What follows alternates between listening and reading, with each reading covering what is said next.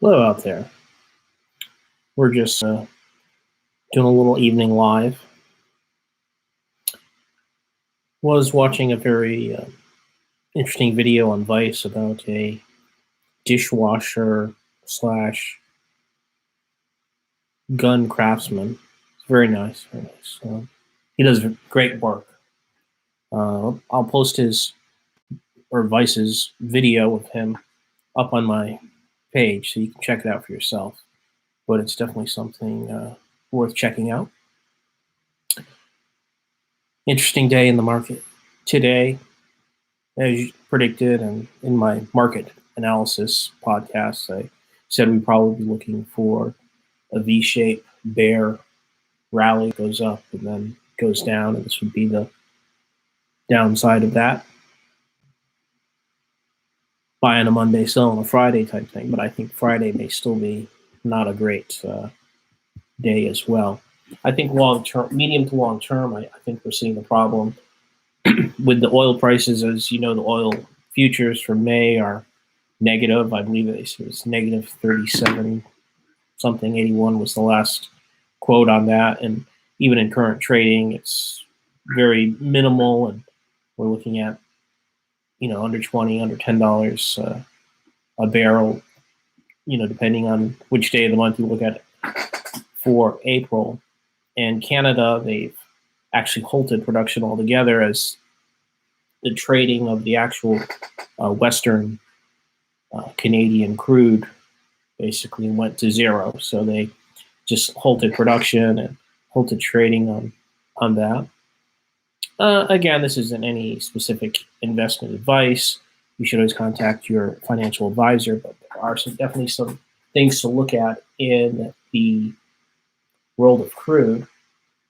You can look at inverse ETFs as well as triple leveraged on the bull side for when it makes a pop up. I mean, even though it's down, going down low in this trend, never really takes a straight line. So you could be making money on either side of the trade, depending you get in and get out at the right time. And you may be looking at futures further down the line as possibly on the speculative side of being good to get into. But I'm not much of a speculator in that regards. I'd rather just take a look at the trends. I think looking at the trends are the best way to go. But I did also want to get everyone's moving over to something different. I did want to find out what everyone thinks about how long we'll be under these particular quarantines and what the lasting effects will be. Will we be able to pull ourselves out and have a short, deep recession and get out of it? Maybe a mild, long recession, or maybe we're looking at the end of this year in 2021 being time where we're in recession and going to move towards recovery back towards 2022? Or do we look at this as creating a much longer systemic problem? I guess it's hard to guess as to what would occur because we've never really had a situation or this particular scenario before, because it was largely a decision we made to shut everything down. And then we'll see what happens as we try to flip the switch back on. I mean, if we look historically at other downturns, recessions, depressions, usually they were caused by more existential threats, more more macro scenarios that occurred, or a multitude of macro scenarios that at one time, well, there was obviously a lot of government interplay, and especially when we attempted to try to recover out of the Depression, as well as various wars, World War I, World War II, that we went through that had large impacts on society and economics and macroeconomic, macro geopolicy through the first 60 years of the 20th century. This is largely just a global decision to go ahead and shut everything down, because of the virus, obviously, to alleviate possible ramifications that could occur from, mass casualties. I mean, we can compare it to the 1918 flu pandemic, or 17, 18, roughly in that area. Although during that time, we only partially made decisions globally to have quarantines and shut things down. It wasn't as wide of a scale shutdown as this was, as well as we could not choose to um, halt the production of wartime goods, and nor toward the effort of sending people over to Europe, which did in fact spread the flu farther and wider. So we did not make those extra precautions to do so. So it's still a different scenario. And of course, there's a lot more casualties at that time. So we can say it's still possibly a lot more horrific, because if you think about it, we didn't have near the level of travel, globalism. The world was not as small as it is today, where we can get to and fro within a couple of days anywhere on the planet. Uh, Even less than that if we're just traveling within the same hemisphere. Back then, it was not a possibility or practicality. If you traveled on seagoing vessels, it would take a very long time, and there wasn't the amount of demand for international travel that we have today. And it created, also, we had a slightly smaller world population at the time as well. So it was more casualties, as well as a larger percentage number of casualties. But it did inevitably get over within a year or two. It's pretty much phased out. People got immunity overall and or died. I mean, people didn't. Obviously, we had a lot of casualties. Those people died out, leaving the people with either immunities or the virus just not spreading anymore at that time, once it had, reached the height of its spread and casualties. So it's a different scenario.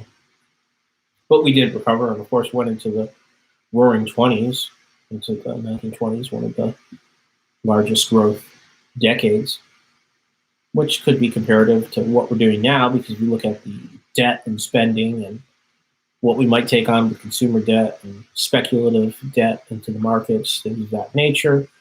Then we could be creating that type of bubble that would give us a roaring economic growth period. But that said, it's an artificial decision to shut everything down. An artificial decision would be made to create some type of a bubble economy. Well, let me know what your thoughts are on this, both when you feel that this will transpire into something better, when you think that we'll be in the clear. What will the ultimate ramifications be, politically, socially, economically? What are your opinions on this? I wanted to just kind of start a dialogue discussing this, as well as we can discuss some historical topics back to the 1917-18 pandemic or flu in the historical context. I know there is a documentary on Netflix. It's a several-part documentary on it. I think it does a good overall, as far as its depth into the subject. I think it does a good job of doing that. I think some of its overall conclusions, I don't agree with every single conclusion that it's trying to bring forth out of it, but I think it does at least address and give a lot of background information into that pandemic. And it's interesting that, of course, when I first watched it, was well before our current crisis or pandemic was occurring. So, but I have often, like others, have felt that, or speculated or pondered that pandemic, because inevitably it was bound to happen that we would have a pandemic that would be, at least in some ways, similar to that, or a lot more wide-reaching than we've seen in recent decades, simply because